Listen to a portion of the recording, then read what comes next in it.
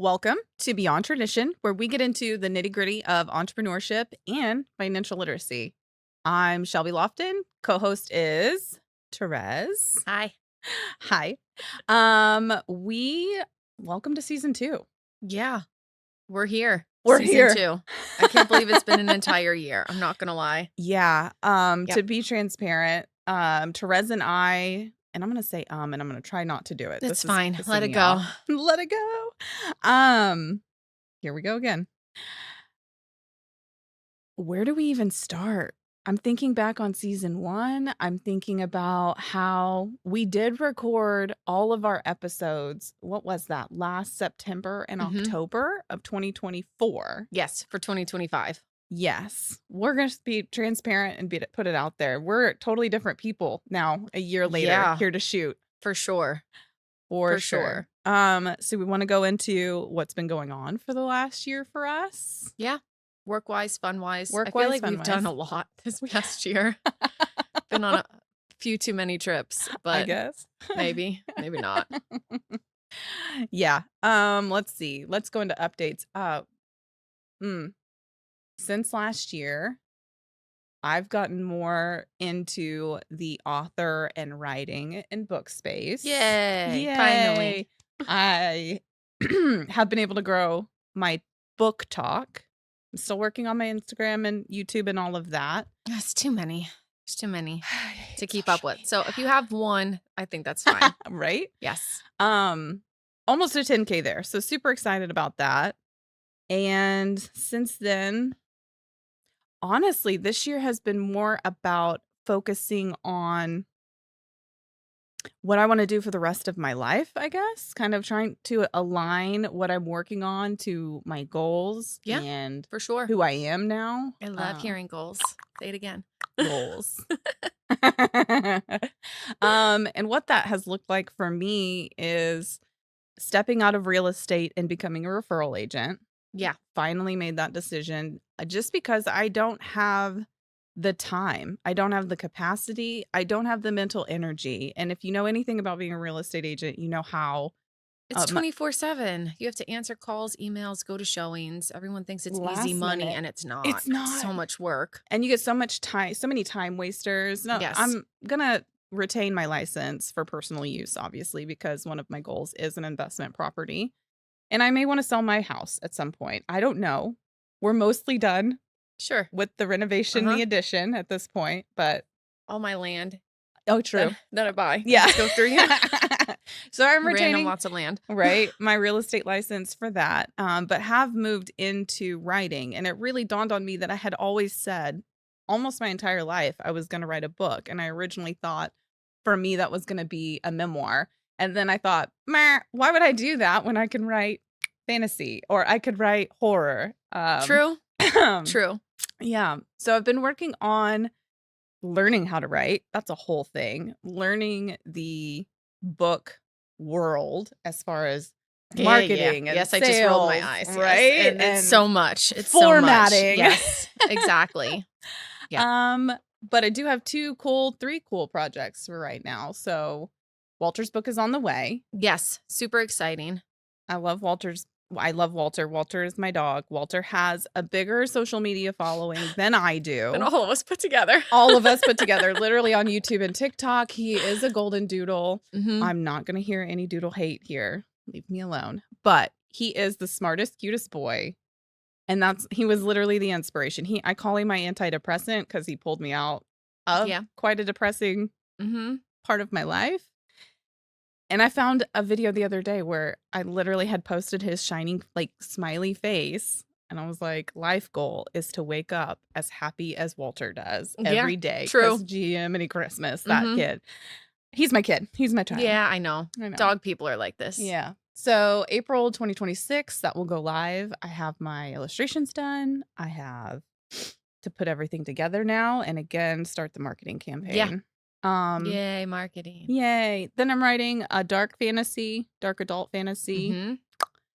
And I've been competing in short story contests, just honestly to learn that side of things, learn how to write, get feedback. And I placed 8th Yeah. in a mythology short story contest with thousands of writers. submitting their stories. Yeah, So out of thousands. It was top 10. So I was mm-hmm. obviously battling with imposter syndrome. Like, what the hell are you doing in this space? You're not an author. We always have that, like, oh yeah, even imposter as a syndrome is yeah. a bitch. Yeah, even as the owner of Yeah. Loft and Plumbing and running Yep. it, I'm like, I don't know Mm-hmm. what I'm doing. Are you kidding? Who am I? But that was really validating. So I did take that short story, expanded on it. I think I doubled the word count and I threw it up on Amazon. Mm-hmm. It is a puritanical gothic horror, Yeah. demons, religious horror, however you want to say it. Yeah. Stemming It's from a great read though. Yeah. It is short, less than 30 minutes or 30 to 45. Yeah. Yeah.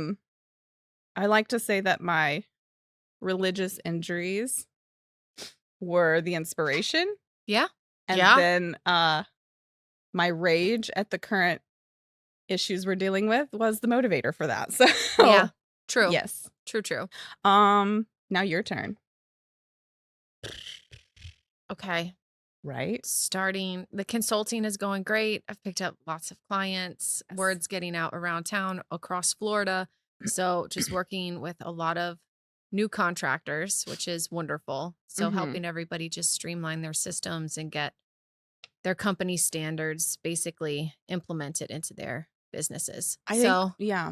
And I think we should take some time because we network together in groups. And I don't think a lot of people quite understand what you do. You won't understand what I do unless you actually own a business that has a true blue operation to it. Not, you know what I mean? Like something that needs systems and structures in place so it can grow and make more money. Right. So, and I think most businesses are like, oh yeah, that's me. And then when I sit down, it's like, okay, it's you and 2 employees. Like, that's great. I can set up that structure for you. Yes. But for growth, you need, I don't know how to explain it. It's really difficult. It is a different mindset, I would say.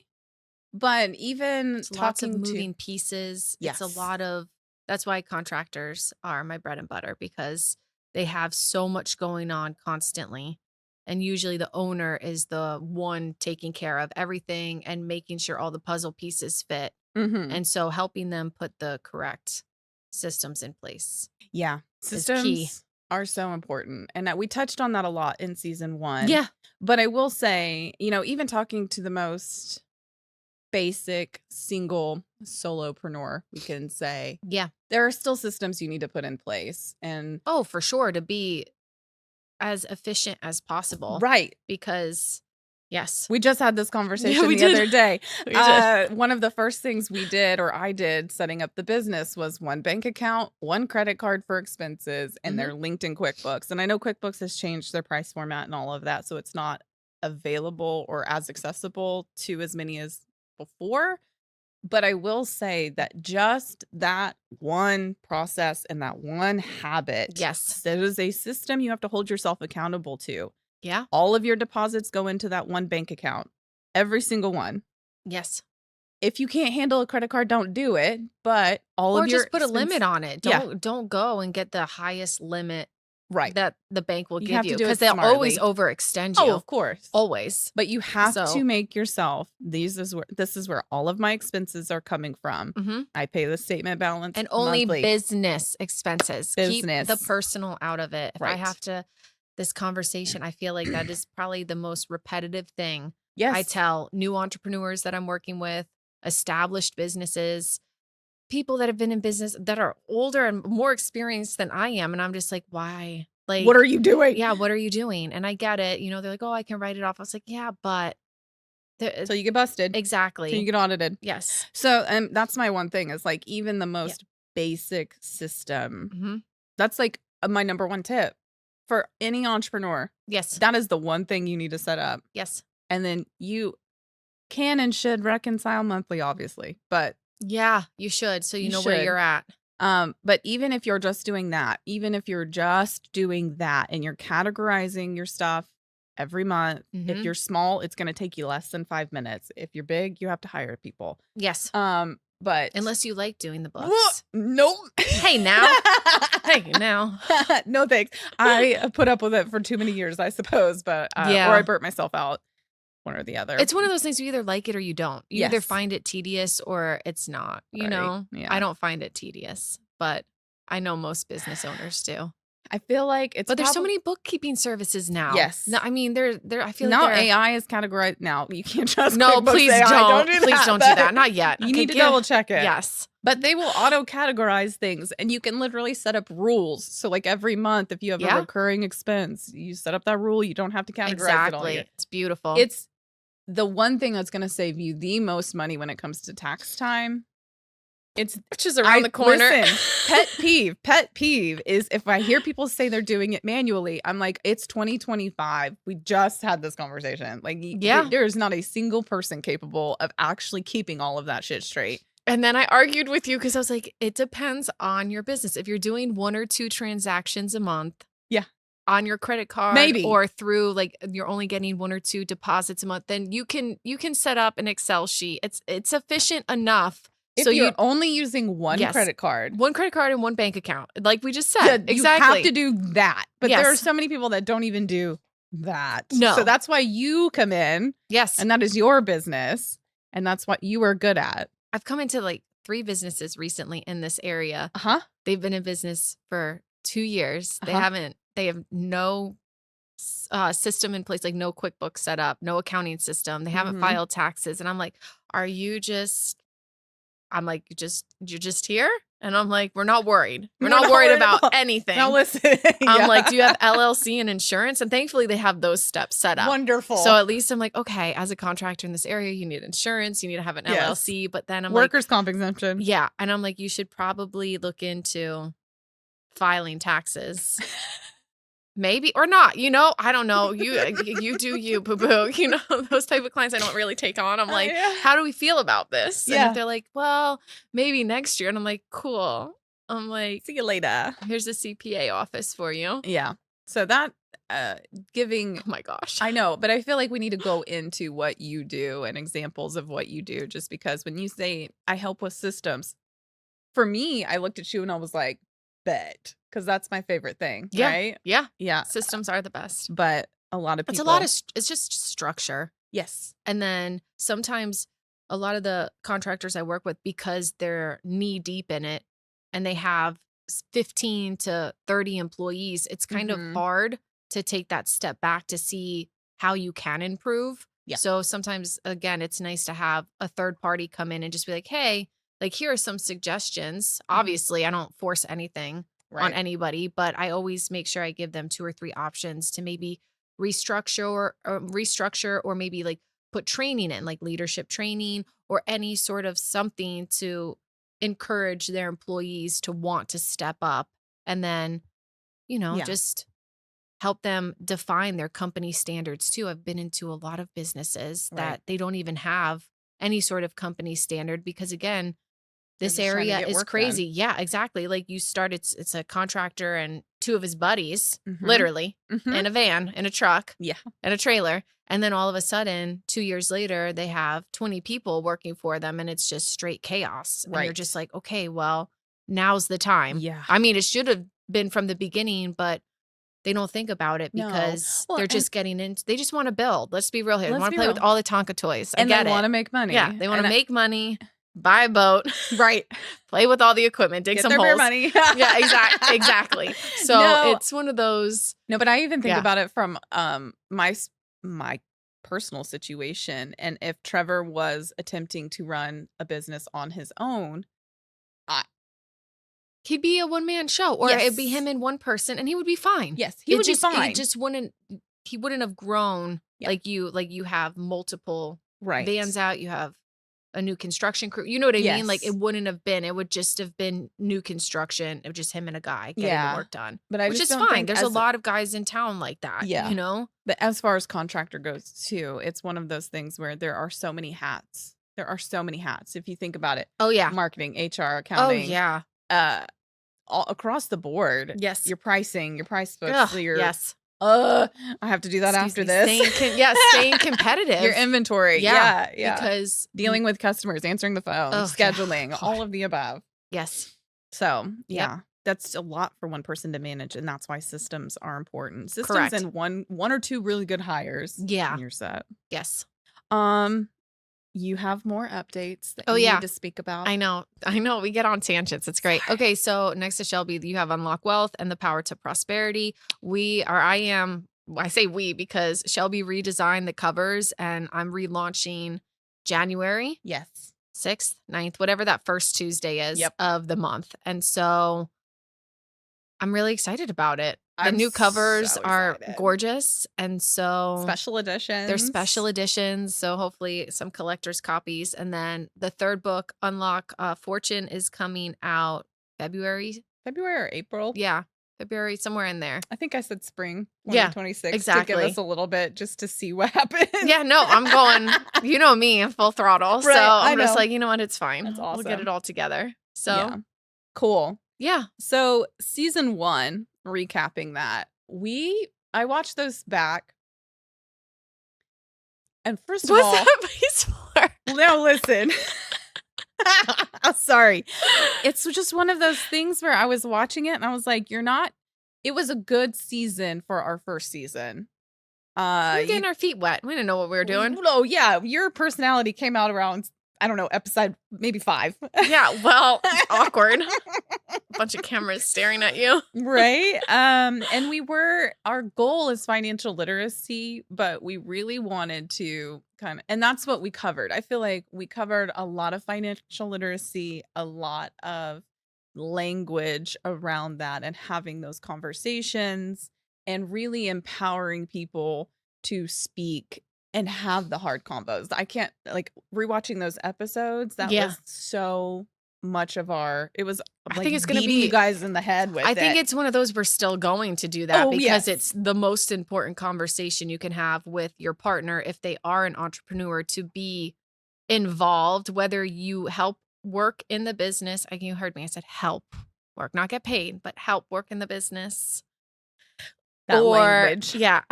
Or if you're, you are triggered. I know, just wait for it. Or if you just are that partner at home who is the supporter and who takes care of everything behind the scenes, I think there still needs to be conversations, because in the last year we've seen some horrific stories. Come out of just women being taken advantage of, or I can't even say taken advantage of. I don't even know the right wording, because they chose that. So I think we all make our choices, and we're allowed to grow and pivot and change at any point in our lives. Yes. There's no cap on that. So I think, I don't know what the word is for it, but I think it just helping people feel comfortable having those conversations. Just learning and growing. But also, we kind of discussed this before we just started filming, was for me understanding the systems at play. And unfortunately, it is gender roles and what we've been indoctrinated with for hundreds of years at this point. And it's kind of unlearning and breaking those thought patterns. And once you see it, for me, you can't unsee it. So I know that I struggled for years without the language, but I was so tired and resentful and downright fucking angry at Trevor, because I was carrying the majority of the load. And the mental load is real. So it is. Once I began understanding the systems at play, when I say systems, again, season 1, we were really focused on financial literacy and basics for entrepreneurs and, empowerment. Spouses. Yeah, definitely a lot of empowerment and giving resources to those that want to learn and grow and maybe have a different life. Yeah. So, well, and I think too that a lot of people, like you said, we're in fight or flight. We're in survival mode. They're making those choices, but they don't have the words or the understanding or the language around why they're feeling that way even. And what's going on. And it's just been the status quo for so long that it's like, who are you to question it? But I will say that once you learn how to have the conversations and you have the language, it really changes. And I can say that from a personal standpoint, I've had to have these conversations with Trevor. We're in counseling. Our therapist does it. She's a psychologist as well. We talk about these things. We talk about, again, this is going to be a trigger word, and I think we should just say it. So season 2 is going to be where we kind of merge and bridge financial literacy with the systems that put us in these situations. Yes. And unfortunately, that does mean the patriarchy. That does mean religion. That does mean feminism. And when we say these words are all triggering, but I don't think people truly understand the definition because there's so much garbage online. Yes. You know, of like a feminist. Right. Of the patriarchy. You know what I mean? Like there's these like, weird. Fuck the patriarchy. Yeah, but it's like, that's not like. But we still I think love you need men. to understand the what was the word? Architecture. The behind architecture. all of it, and to understand that it's not, you can't. But this is society. They pick one line. We've talked about this. Oh, I know. You pick one line and you create an entire religion or following from it. And it's like, you don't, that's not how it works. It's not how you don't get to just pick one line No. and decide this is the rule moving forward. So I think having an open mind and understanding and maybe taking a moment to dive into it. Yeah. And if you don't want to, that's fine too. Right. Don't stay. Don't stay. You don't have to be here. Well, and that's kind of it's all optional. When we were discussing season 2, was like, okay, season 1 was great. It was informative, but we were also trying to stay, what's the word that I'm looking for? We were trying not to trigger people. And in reality, these conversations can be triggering. And you do have to sit in the discomfort. And 100%. You do kind of have to, again, unlearn what you thought. If you want to, I think that's the key thing that we both struggle with. Only if somebody wants to. Yeah. You know, I think it's for the betterment of society, but I mean, yes, that we do, but I think it's hard. I think it depends on someone's age and their life experiences. If they can be open-minded. Yeah, exactly. And mindset. Mindset is a big thing. Huge. If you're willing to open your mind and grow and learn. I think one of my triggers is when people, even my mom, she's like, it's just, that is how it is and you're not going to change it. And that's literally why I'm doing this podcast, and what my goal is to at least make a change with the people that I can reach. Yeah. And if I can make that reach bigger, then great. But we don't have to accept the status quo. Like, I don't. And one of the things she used to say to me too is, you really just need to learn how to talk to men, because you really like just trigger them and you emasculate them. And I said, because I hold them accountable and because I'm direct. Fuck that, Mom. We have very different mothers. Right? That's all I have to say. I'm not appeasing to these egos. I'm not going to do it. That has been my whole life, though. So that's why I think this is so. I think this is good. You're explaining it to everybody why it's so personal, because I did not have that. So for me, it's like I have a different perspective, like we've talked about all the time, and this is why we're such this good. Wonderful, I do. Bubble, I live in a very like, it's equality across the board. Like, my parents are partners. You know what I mean? They it's always been one picking up the slack behind the other. It's never been like, this is your job, this is my job. We're never crossing those lines. So it's always been a partnership, and they walk, in God's light, and it's one of those, but like, they love everybody. Like, there's no judgment. There's none of that. Like, I was never taught the stuff that was beaten into you as a kid. You know what I mean? Yeah. But again, I think again, different perspectives. Like, my parents, they're only like second generation here. Like, their parents were immigrants. You know what I mean? So it's a big difference than somebody in the Bible Belt. Yeah, in the Bible Belt, literally, who has family here for 1,000 years, or mine were over in Europe. Bro. So it's one of those. I get it. So it was, but their perspective when they came here was different. Yeah, there was no like entitlement. It was, we're gonna survive. We had to get away from, because it was worse there where they were. Right. So they had to get here to be better. Yeah. So I think that. So that gets passed down. Right. You know where yours has been passed down. Mine has been passed down. Yes. Yeah. And my parents, have grown as they've aged as well, but it's very difficult in that conservative Bible Belt standard gender role.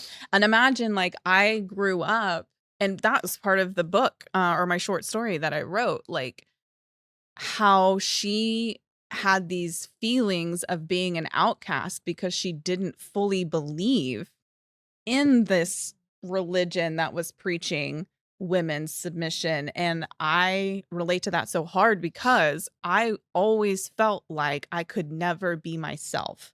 I had to shrink who I was. I had to be quiet. I had to dress in bags. Like I couldn't be myself because I triggered everyone around me. And it turns out that's been my greatest strength, honestly, is being direct and loud and calling people out when they act wrong. Exactly. But yeah, there has to be those people in society. They're just like, you look at somebody like, you're not like, that's not cool. Right. You know what I mean? Like, yeah. And so to tie this into kind of our new season is when we say the word patriarchy, when we say the word feminism, I'm not coming from an I hate men. Obviously, you're happily married. I have wonderful men around me. Yes. I have my husband, my son, my dad. I'm working on my dad, but he's a good man overall. Kind of the patriarch, but it's okay. It's harder. He's learning. Yeah, exactly. The fact that he's open to learning and hearing is most important. And what's crazy too is he always taught me to be, you'll be fine. He always taught me to stand my ground and you are an equal and take care of yourself. So it's like he believes that for me. It's just the language he still uses for your mom. And not my mom, right? Your mom's not allowed to feel that way. You're allowed to feel You're that allowed way. to do that. Not her. Yeah.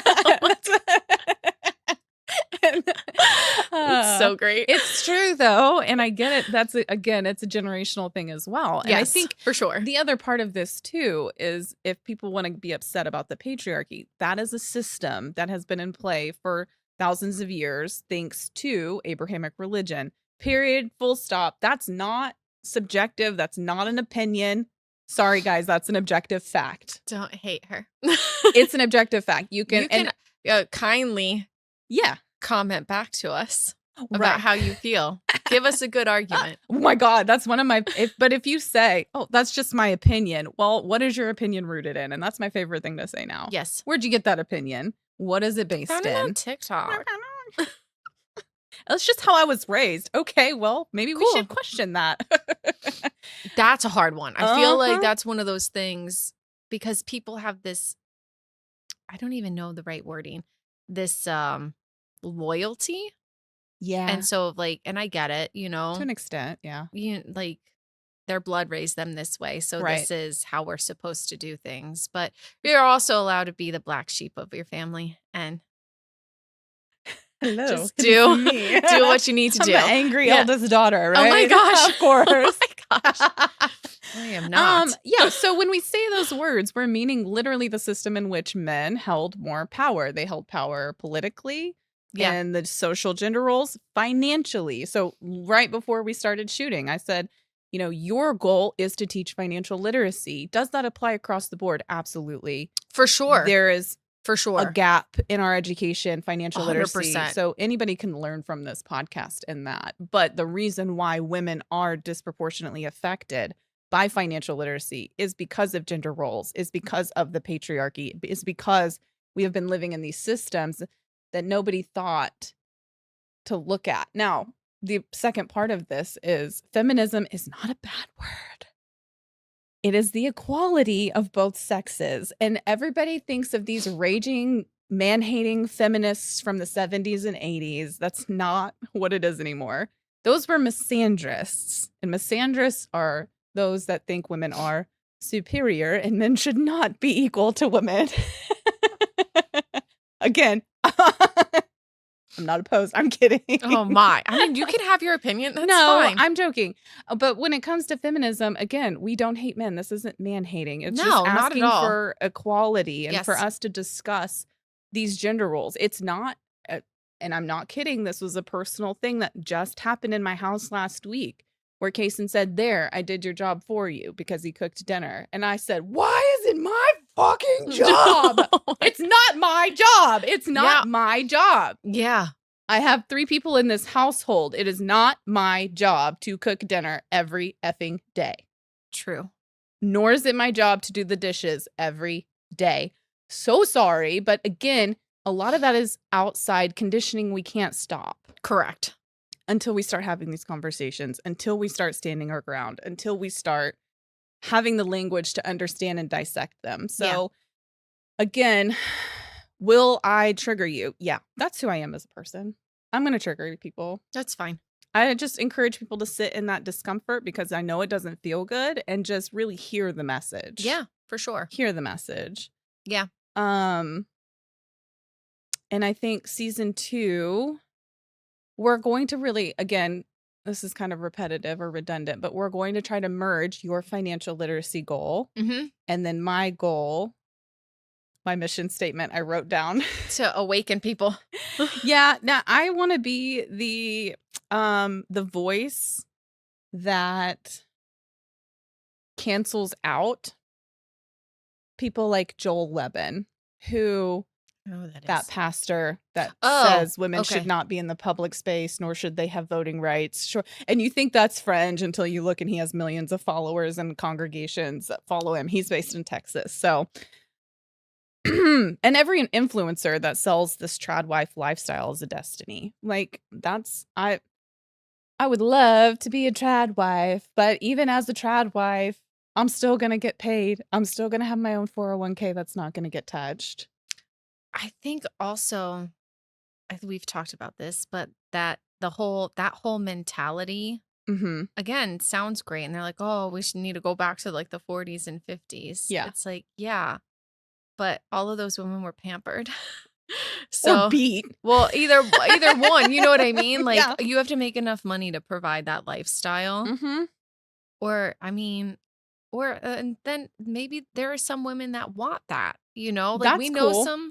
some women, I know a few that are totally okay. And I've had conversations and they understand that, their it can role go sideways. Yeah. Yeah. And they're okay with it. Yeah. Lots of faith, which is great. I'm so for that. I love love. So it's one of those, you know what I mean? Like, yeah. Yeah, I love love until we're the ones dealing with the fallout because they are truly fucked and they have nothing to show for themselves if it does go sideways. Yes. So that's to me it's like, but we're conditioned to not think like that, especially if you're raised in the church, which is fine because we want marriages to last. We do. We don't want broken homes. No. You know what I mean? But that means both parties have to be a partnership. Yes. And treat each other with respect and kindness. And I do think, and as soon as those go out the door, then you're again on fire. And my dad, he, of course I have these conversations with him and he was like, yeah, but it's better now. And I was like, right, we have made strides. Yes, absolutely. Women, we've had to pass laws for equality because they were not freely given to us. But now that we have those laws to force equality, it has gotten better for women. I think now I saw something and it was instead of actually that was something different. We're closing the gap in all of the sectors when it comes to education, finances, this, that, and the other. So we're seeing it go across Europe right now. Yeah. There's a lot of, female leaders, which is great to see. It is. We are closing the gap. And so it is nice to see that. But that doesn't, for me, it hit me in the shower this morning. Yes, we are closing the gap. Yes, it is better as compared to 100 years ago. 100%. Yeah. But that doesn't, we still don't need to disregard our current lived experience. And no, of course. Right? Yeah. I don't think that happens. Well, it does because they're like, no, but you're equal now. You have the same rights as us. And it's like, yes, we do. But do you understand that the mental load and the household and everything else is still not equal? We are still living this. Yes. So is it getting better? Yes, I will say that.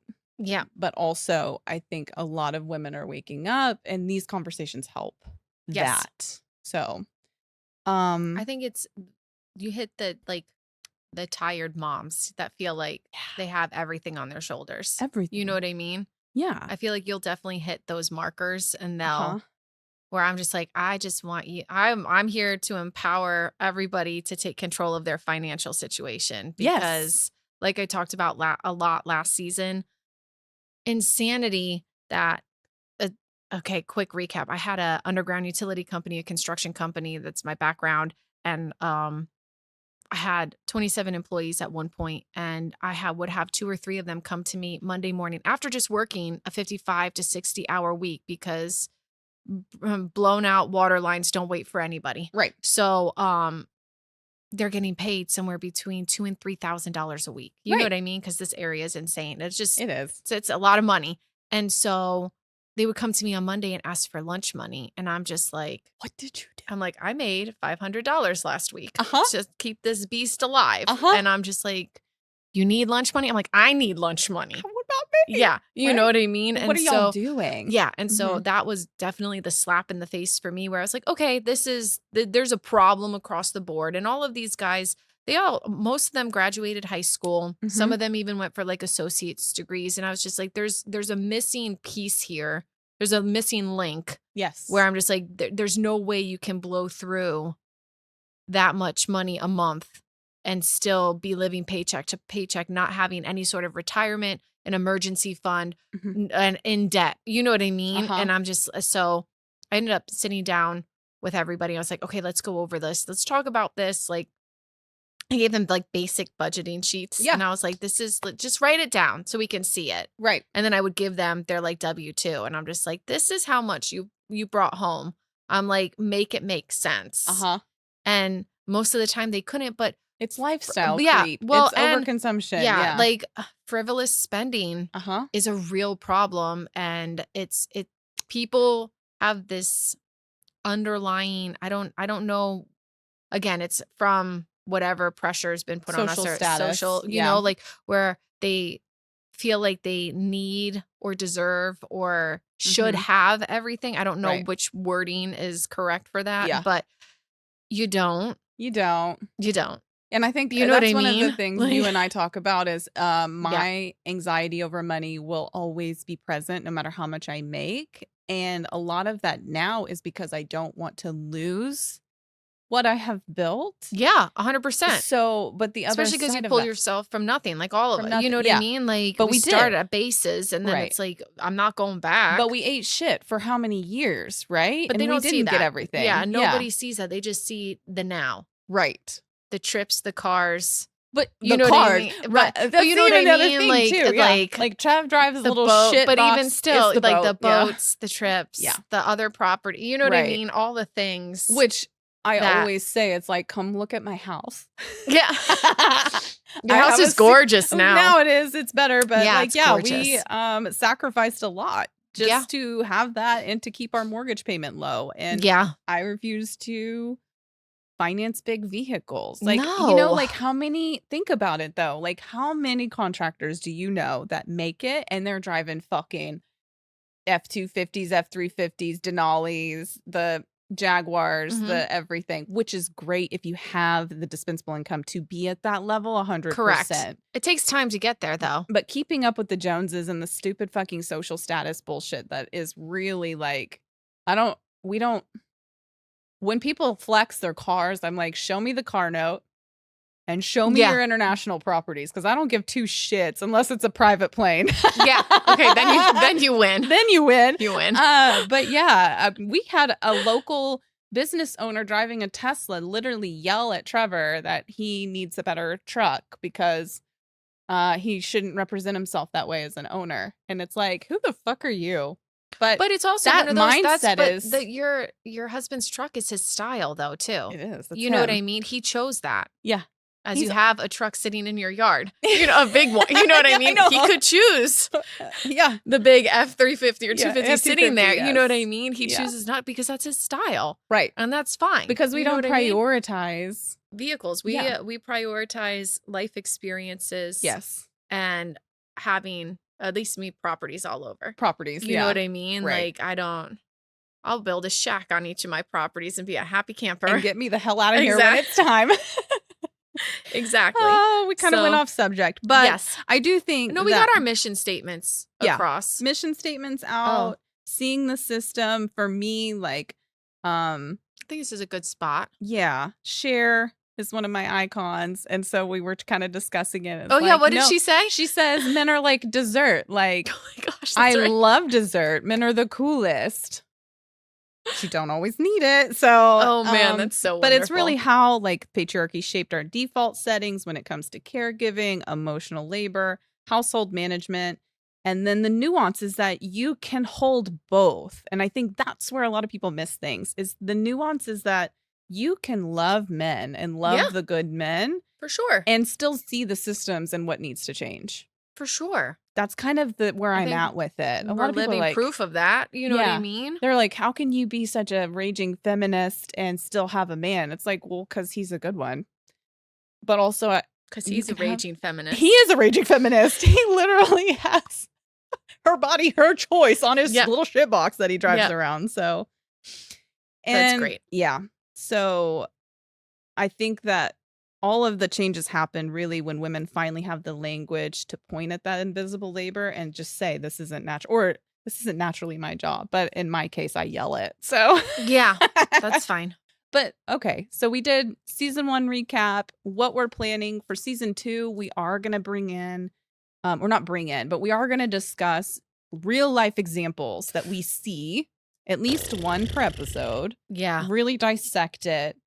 And then, of course, we'll have different topics for each episode. For sure. We're still going to keep touching on a lot of financial literacy because I think it's something that hopefully something will motivate anyone listening. Yes. You know what I mean? To go, maybe just take a look. Yeah. Just go look. Go look. Face it. Face it. Ugh. Yeah, I mean. I hate it, but you have to. Yeah. Yeah, you do. All right. You good? Anything you want to add? No, I think this is it. All right. You got it. Yeah. Like us, subscribe to us. Yeah. Where are we? We're everywhere at this point. Spotify, Apple, Facebook, Instagram. We're working on our TikTok. And our YouTube. And Instagram's up, though. So that's a good one. Yep. So yeah, like and subscribe. See you next episode. Sounds good. Okay, love you. Bye.